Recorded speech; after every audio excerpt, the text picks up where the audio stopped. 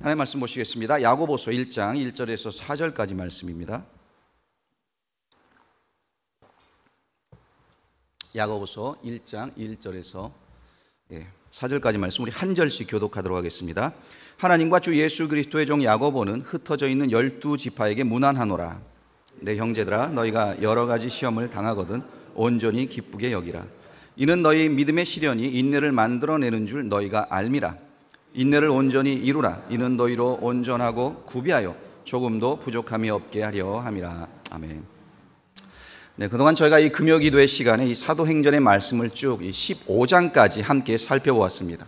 이제 사도 바울이 1차 선교 여행을 끝마치고 2차 선교 여행을 시작하는 그런 대목에 이르게 된 겁니다. 근데 여기서요, 잠깐 이 사도행전 말씀을 저희가 좀 쉬어가도록 하겠습니다. 그래서 이제 앞으로 이 말씀을, 사도행전 말씀을 쉬어가고 오늘부터는 이 야고보서의 말씀을 함께 묵상하면서 이 야고보서가 주는 이 교훈과 또 영적 유익에 대해서 우리가 잠깐 생각해보는 그런 몇 주간 동안 그렇게 야고보서 말씀을 우리가 살펴보도록 하겠습니다.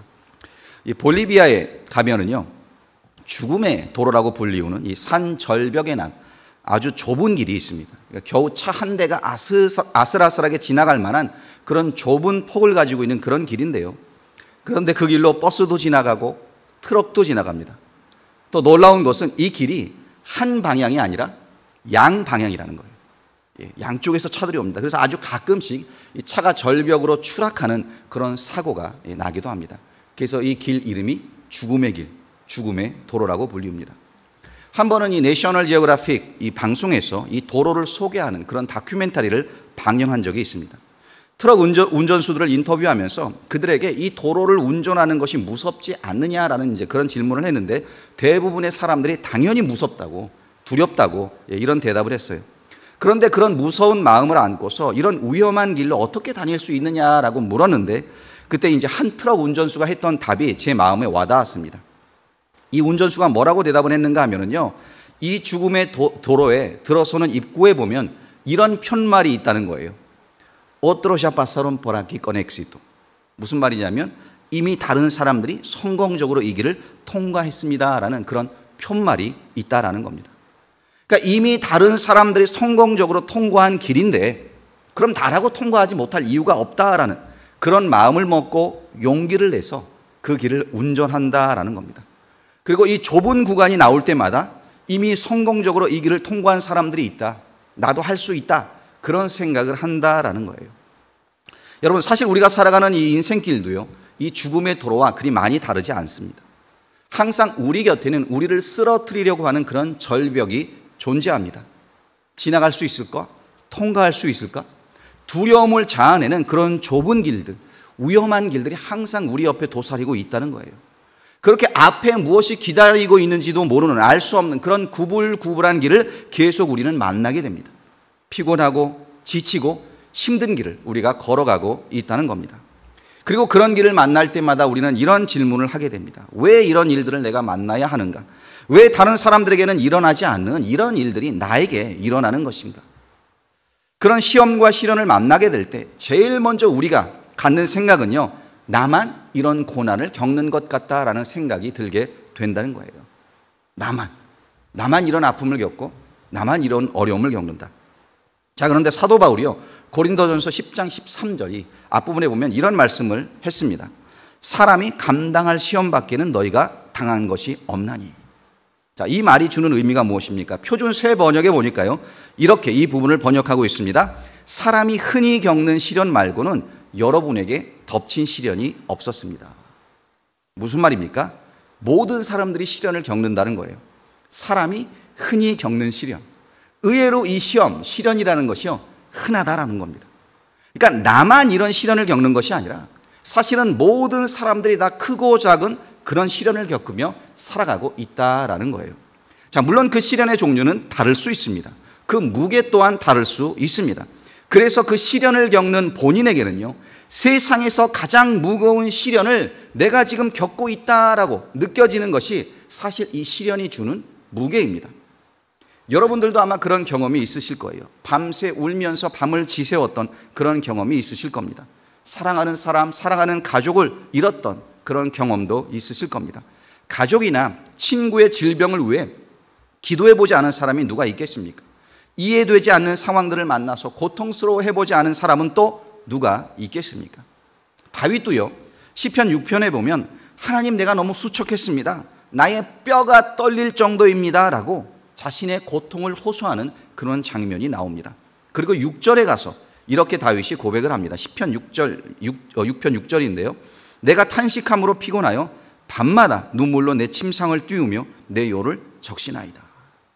이스라엘의 영웅이었던 이 다윗 왕도요, 자신의 침상을 띄울 정도로 눈물로 그 침상을 적셨다라는 그런 어두운 밤을 지냈다라고 지금 고백하고 있는 겁니다. 이 시험을 만나게 될 때 쉽게 모든 것을 포기하시는 분들이 계십니다. 그러나 반대로 오히려 담대하게 이 시험을 마주하고 상황을 직시하는 그런 분들도 계시다는 거예요.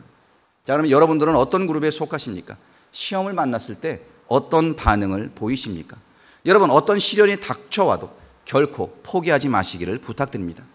이 죽음의 도로를 달리던 그 트럭 운전수들이 이곳을 이미 성공적으로 통과한 사람들이 있습니다라는 그 메시지를 바라보며 용기를 내어 그 길을 통과했던 것처럼 우리가 겪는 시험 또한 이미 다른 사람들이 겪은 것이고 그것을 성공적으로 통과한 사람들이 있다라는 것을 여러분들 기억하시면서 나 또한 할 수 있다는 그런 믿음과 용기를 가지고 시험을 마주할 수 있는 그런 믿음의 사람이 다 되시기를 간절히 축원드립니다.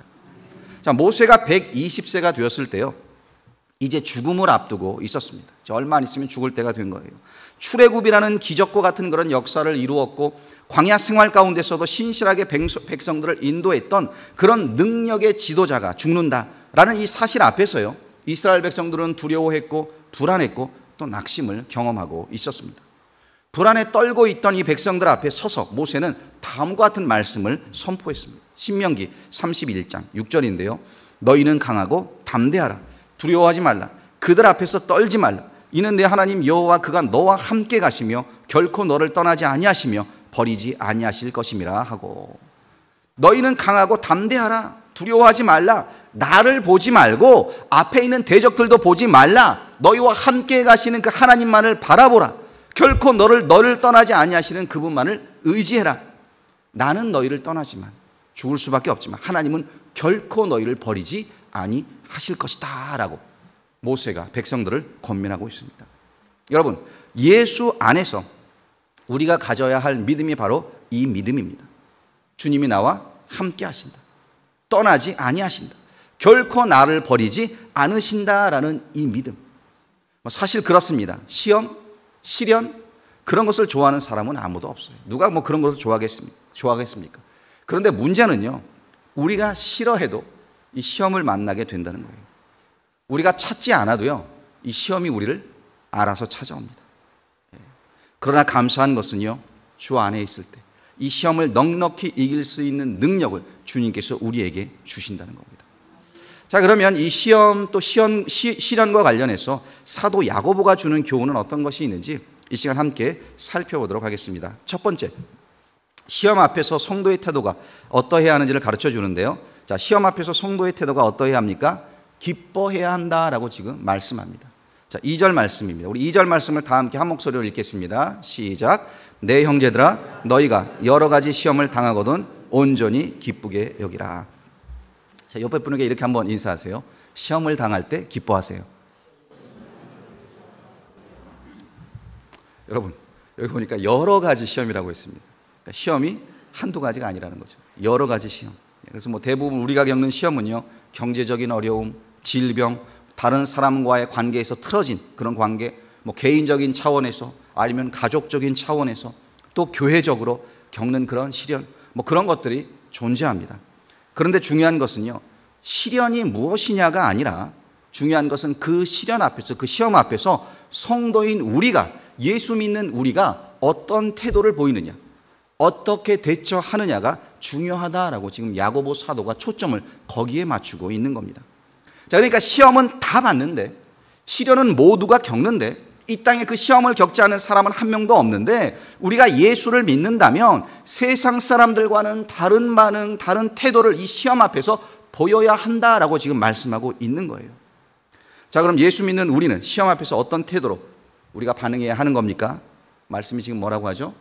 기뻐하라. 온전히 기쁘게 여기라. 대부분의 사람들이 시험 앞에서 원망합니다. 불평합니다. 심지어 원한을 품습니다. 그런데 성경은요, 우리에게 그런 마음을 품지 말고 온전히 기뻐하는 마음을 품으라라고 가르쳐주고 계십니다.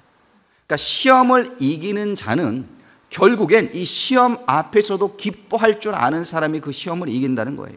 성경이 이 사실을 가르쳐주고 있습니다. 이 성도님들을 만나고 또 신방을 다니다 보면은요, 힘들어하시는 분들이 계십니다. 시험을 만나 또 어려움을 만나 힘들어하시는 그런 분들이 계세요.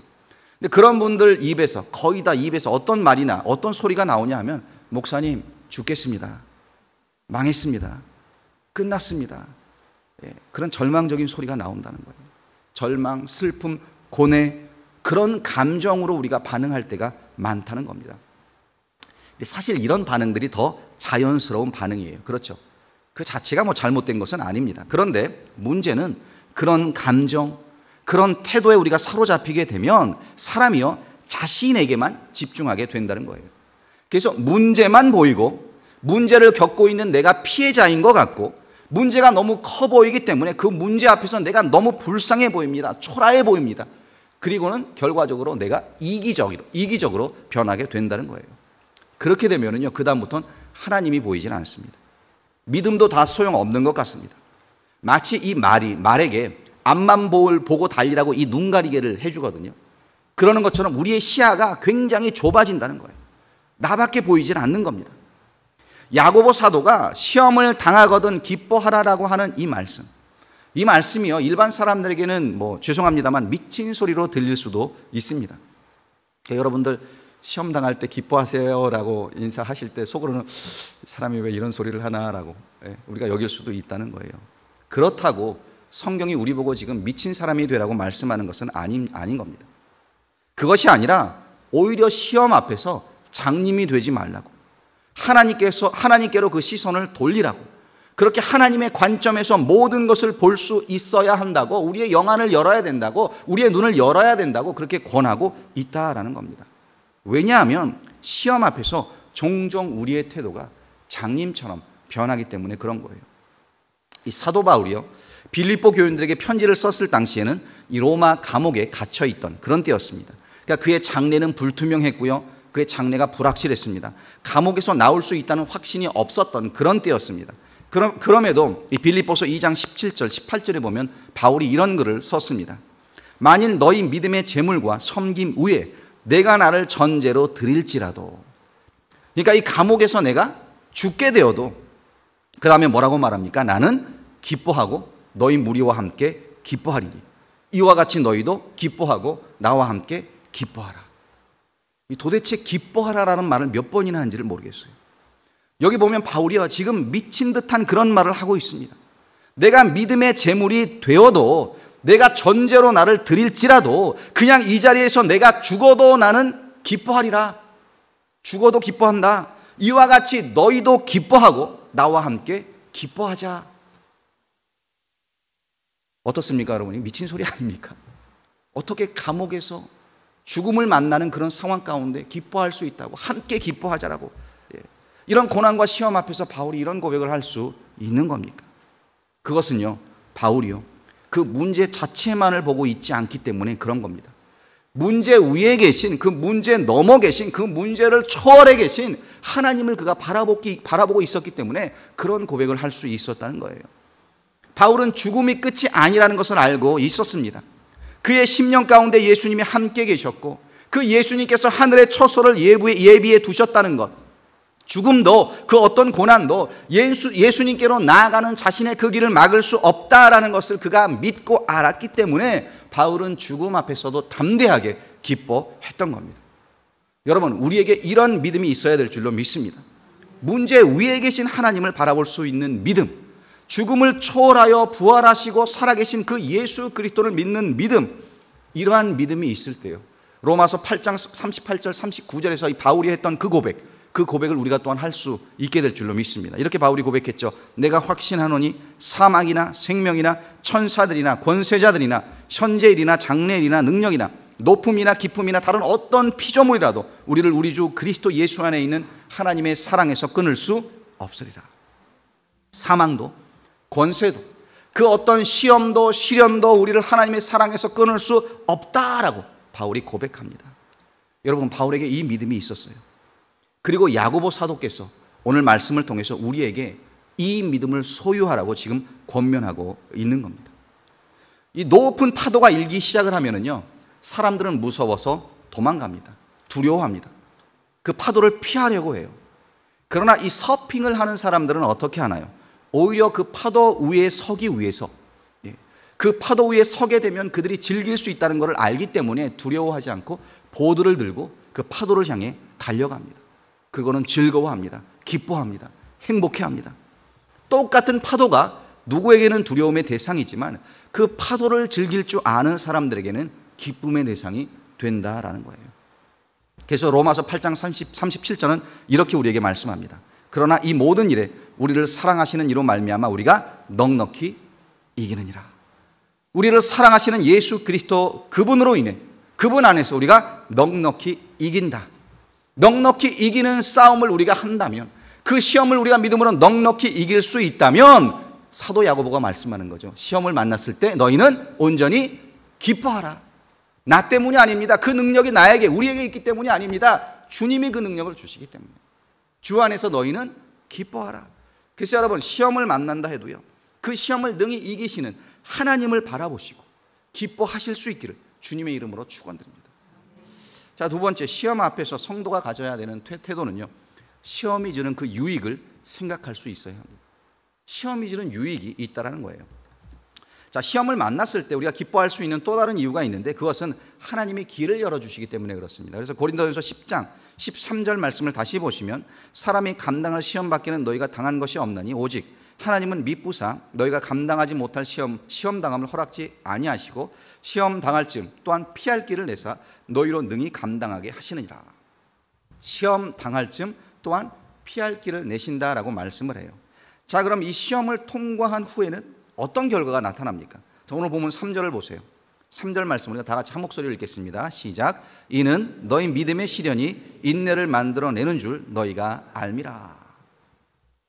이 건강의 문제를 겪어보시고 또 건강을 걱정하시는 분들 중에는 운동을 하시는 분들이 많이 계십니다. 그래서 보면 헬스장도 가고 뭐 크로스핏이라는 것도 하고 달리기도 열심히 하시는 분들이 계세요. 이런 운동 또 훈련이 효과가 있기 위해서는 어떻게 해야 합니까? 땀을 흘려야 합니다. 땀을 흘려야 돼요. 그렇죠. 땀을 흘리지 않으면 운동한 것이 아니고 아무런 효과가 없다라는 그런 말도 있습니다. 자, 그럼 운동을 통해서 우리가 땀을 흘리려면 또 어떻게 해야 하나요? 인내해야 합니다. 지속적으로 동작을 반복해야 합니다. 여러분, 아령을요, 우리가 두세 번 들었다 놨다고 해서 땀이 나질 않습니다. 뭐 러닝머신 위에서 뭐 5분, 10분 걸었다고 땀이 나질 않는 겁니다. 운동을 통해 유익을 얻으려면 땀을 흘려야 되는데, 땀이 흐르기까지는 인내와 또 계속되어지는 그 운동의 동작들을 반복해야지만 그 결과로 땀을 내고 그 운동의 효과를 우리가 얻을 수 있다는 거예요. 그렇기 때문에 힘이 듭니다. 피곤합니다. 지칩니다. 그때부터는 자신과의 싸움이 시작됩니다. 그 과정을 통과해야지만 이 운동의 유익을 우리가 얻을 수 있는 겁니다. 오늘 말씀에서 이 믿음의 시련이 가지고 있는 목적이 있고 그 영적인 열매를 얻게 되는 과정은 운동의 과정과 동일하다라고 우리가 생각해 볼 수 있는 거예요. 그러니까 믿음의 시련은 인내를 만들어냅니다. 자, 우리가 그리스도인으로서 갖추어야 할 가장 중요한 덕목 중 하나가 바로 인내입니다. 인내. 그럼에도 오늘날 성도들 가운데 가장 보이지 않는 덕목이 무엇이냐? 바로 이 인내라는 거예요. 인내가 있어야 하는데 인내가 보이질 않습니다. 여러분, 안 그런가요? 하나님께서는요, 우리 안에 더 건강하고 더 큰 믿음을 일으키기를 원하십니다. 그리고 이 믿음이라는 것이 인내가 없이는 자랄 수 없는 거예요. 그래서 하나님이 우리의 삶 가운데 시련을 허락하시는 겁니다. 오르막길을 만나야지만, 또 땀을 흘러야지만 인내가 생기게 되고 믿음도 강건하게 되기 때문에 하나님께서 그런 어려움들을 허락하신다는 겁니다. 그 순간이 되면 우리는 더욱더 하나님을 의지합니다. 하나님을 신뢰하는 법을 점점 더 배워갑니다. 또 그러한 삶을 살아갈 수 있기 때문에 하나님께서 시험을 허락하신다는 겁니다. 자, 이스라엘 백성들에 대해서 한번 생각해 보겠습니다. 저들은요, 하나님의 은혜로 말미암아 애굽에서 구출되었습니다. 하나님의 사랑 때문에 노예에서 해방되었고 홍해를 건넜습니다. 하나님의 약속을 받아 젖과 꿀이 흐르는 그 땅으로 나아갔고 하나님께서 직접 그들을 인도하셨습니다. 얼마나 크고 놀라운 그런 은총과 축복을 하나님께서 그들에게 부어주셨는지 몰라요. 그럼에도 우리가 출애굽기를 보게 되면요, 이스라엘 백성들은 끊임없이 하나님을 향해 원망을 했어요. 그 원망을 그치지 아니했습니다. 항상 만족이 없었고 감사할 줄도 몰랐습니다. 인내할 줄도 몰랐고 기다릴 줄도 몰랐어요. 그런 미성숙한 저들의 신앙의 모습을 보신 하나님께서는 저들을 어디로 이끄십니까? 바로 저들 안에 인내가 만들어져야 한다라는 것, 그 필요를 하나님이 보신 겁니다. 그래서 무엇을 하시냐? 40년 동안, 40년이라는 시간 동안 저들을 광야로 이끄신 거예요. 여러분, 광야라는 곳이 그렇습니다. 광야는요, 스스로의 힘으로는 아무것도 할 수 없는 곳입니다. 먹을 양식도 구할 수 없고 마실 물도, 옷도, 신발도 구할 수 없습니다. 그렇게 저들은 하나님을 기다리고 하나님을 의지하는 법을 배워야만 했던 거예요. 무려 40년 동안. 저들이 굶어 죽지 않도록 하나님께서 만나를 매일 보내주셨습니다. 목말라 죽지 않도록 또 때마다 물을 찾게 그들을 인도해 주셨습니다. 이 모든 시험의 과정을 지난 후에 신명기 8장 3절에서 하나님께서 이렇게 말씀하십니다. 너를 낮추시며 너를 줄이게 하시며 또 너도 알지 못하며 내 조상들도 알지 못하던 만나를 내게 먹이신 것은 사람이 떡으로만 사는 것이 아니요 여호와의 입에서 나오는 모든 말씀으로 사는 줄을 내가 알게 하려 하심이니라. 사람이 떡으로만 살지 않는다. 하나님의 말씀을 먹고 살아야 한다. 그러니까 사람이 자신의 능력만으로 살 수 없다. 믿음으로 살아야 한다. 하나님을 의지해야 하고 하나님의 때를 기다릴 줄 알고 인내할 줄 아는 그런 믿음이 있어야 한다. 그 믿음을 만들기 위해서 40년 동안 이들을 광야로 이끄셨다는 거예요. 그 시험을 허락하셨다는 겁니다. 여러분, 이 고난의 대명사죠. 욥이 있습니다. 욥과 그의 아내를 한번 비교해 보겠습니다. 자, 이 둘 다 부모로서 시험을 만났습니다. 둘 다 한 날 모든 자녀를 잃었습니다. 둘 다 재산을 잃었습니다. 심지어 욥은요, 온몸에 종기가 나서 고통을 받았습니다. 그러니까 둘이, 욥이나 그의 아내나 동일한 시험을 만난 거예요. 오히려 욥은 플러스 이 육신의 질병까지 얻은 겁니다. 그 상황 앞에서 욥은 이렇게 고백을 합니다. 욥기 1장 21절에서요.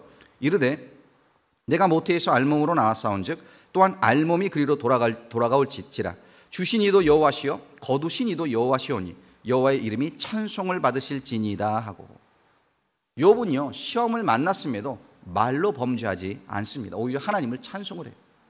자, 그런데 그의 아내는 어떻습니까? 욥기 2장 9절에 보면 그의 아내가 그에게 이르되 당신이 그래도 자기의 온전함을 굳게 지키느냐 하나님을 욕하고 죽으라. 자, 똑같은 시험을 둘이 만났습니다. 그런데 그 가운데 욥은요, 하나님을 향해 신실한 믿음을 유지했습니다. 그런데 그의 아내는 그 믿음을 유지하지 못했던 거예요. 하나님을 욕하고 죽으라고 분노하고 있는 모습을 보여주고 있습니다. 자, 왜 이렇게 둘이요 서로 다른 반응을 보였을까요? 욥의 믿음과 그의 아내의 믿음에는 어떤 차이가 있었던 겁니까? 욥기 23장 10절에서 우리는 그 답을 찾을 수 있습니다. 거기에 보면 그러나 내가 가는 길을 그가 아시나니 그가 나를 단련하신 후에는 내가 순금같이 되어 나오리라. 욥은요, 자신이 겪는 그 고난을 하나님이 나를 단련하시는 시험으로 인정하고 받아들이는 그런 믿음이 있었습니다. 자신에게 임한 그 고통이 하나님의 시험이라는 것을 인정합니다. 더 나은 목적이 있고 더 나은 유익이 이 시험 가운데 나에게 이를 것이라는 그런 믿음이 있었다는 거예요. 하나님의 목적이 있는 시험이다라는 것을 그가 깨달았다는 겁니다. 이 시험을 통과한 후에는 내가 순금이 돼요.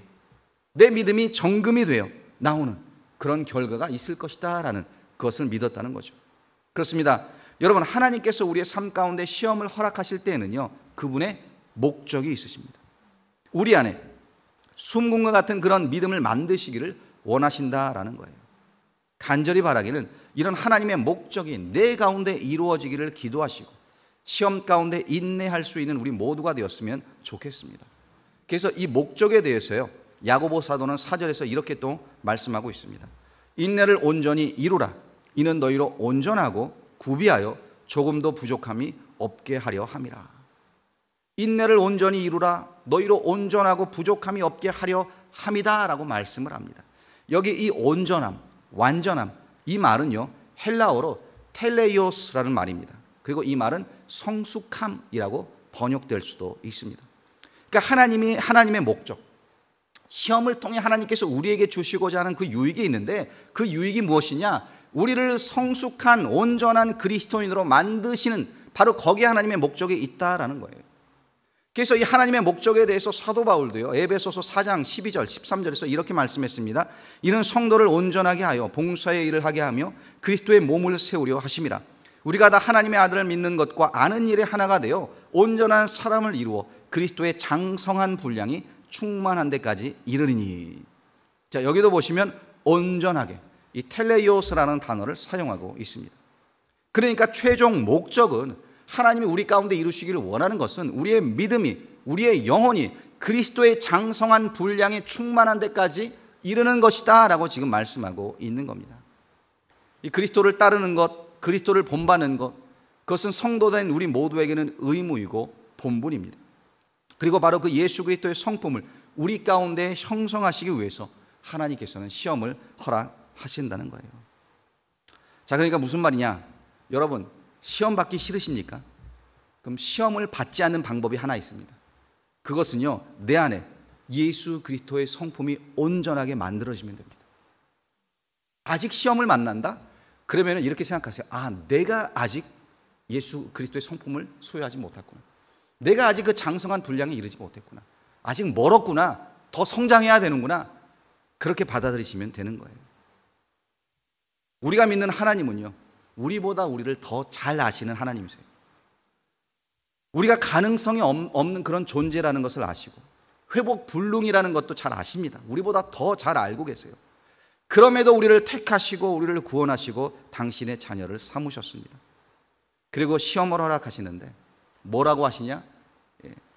우리로 하여금 감당할 시험밖에는 허락하지 않으신다라고 말씀합니다. 여러분, 이 저녁에 오늘 말씀을 기억하시기 바랍니다. 시험은요 누구나 만나게 되어 있습니다.